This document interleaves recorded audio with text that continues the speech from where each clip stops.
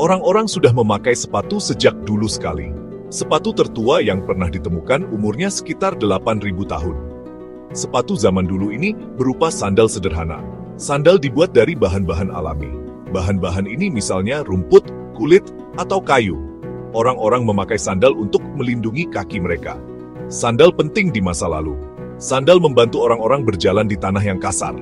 Sandal juga melindungi kaki dari pasir panas dan cuaca dingin. Orang-orang membuat sandal dan sepatu karena banyak alasan. Salah satu alasannya adalah perlindungan. Sepatu melindungi kaki dari batu tajam dan duri. Alasan lainnya adalah iklim. Orang-orang di tempat dingin butuh sepatu yang hangat. Orang-orang di tempat panas butuh sandal supaya kaki tidak gerah.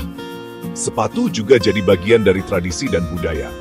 Budaya yang berbeda mengembangkan gaya sepatu mereka sendiri. Gaya ini seringkali unik, tergantung tempatnya. Sepatu bisa menunjukkan pekerjaan atau status sosial seseorang.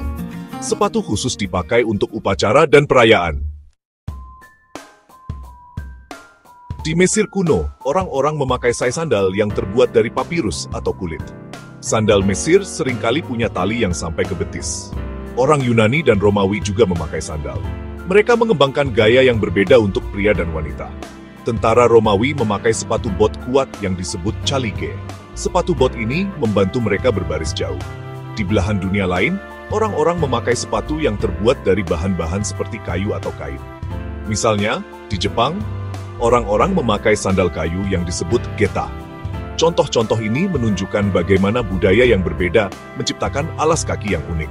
Mereka menggunakan bahan dan gaya yang sesuai dengan kebutuhan dan tradisi mereka. Dunia berusia sekitar 10.000 tahun ditemukan di Oregon, Amerika Serikat. Bayangin, sandal itu lebih tua dari piramida Mesir. Di tempat lain, sepatu kulit tertua berusia sekitar 5.500 tahun ditemukan di Armenia. Sepatu ini simple banget, terbuat dari kulit sapi yang dijahit. Nggak cuma melindungi, sandal dan sepatu juga jadi simbol status sosial.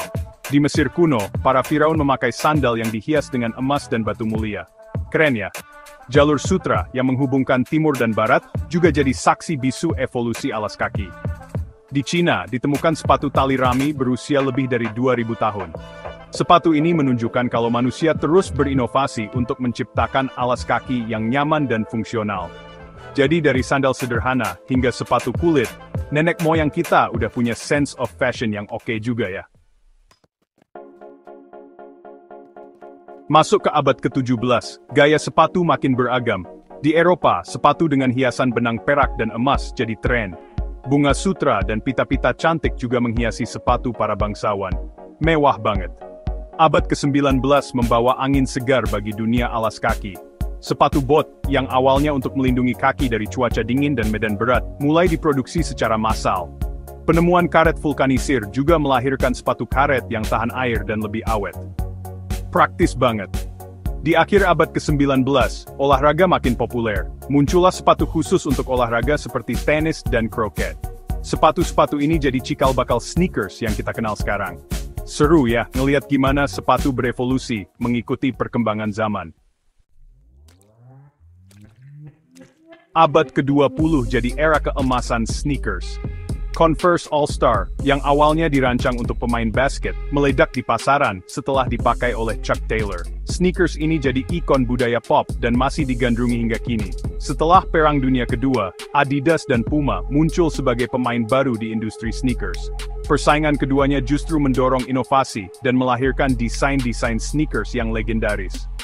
Di era 70-an, Nike hadir dengan teknologi Air yang revolusioner. Sneakers Nike Air Jordan, yang dirilis pada tahun 1985, jadi fenomena global dan mengubah cara pandang orang terhadap sneakers.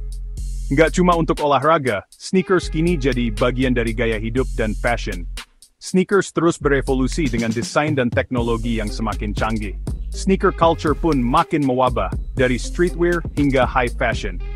Sneakers kini jadi simbol kreativitas, tas, dan ekspresi diri. Keren! Indonesia juga punya sejarah panjang dalam industri alas kaki. Sejak zaman dulu, sandal jepit jadi alas kaki favorit masyarakat Indonesia. Simple, praktis, dan cocok banget sama iklim tropis. Uniknya, sandal jepit di Indonesia punya makna budaya tersendiri loh. Nggak cuma sandal jepit, industri sepatu di Indonesia juga berkembang pesat.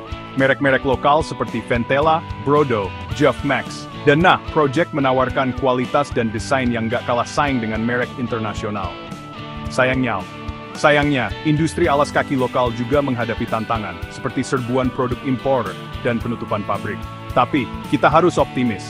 Dukungan pemerintah dan masyarakat terhadap produk lokal jadi kunci untuk memajukan industri alas kaki Indonesia.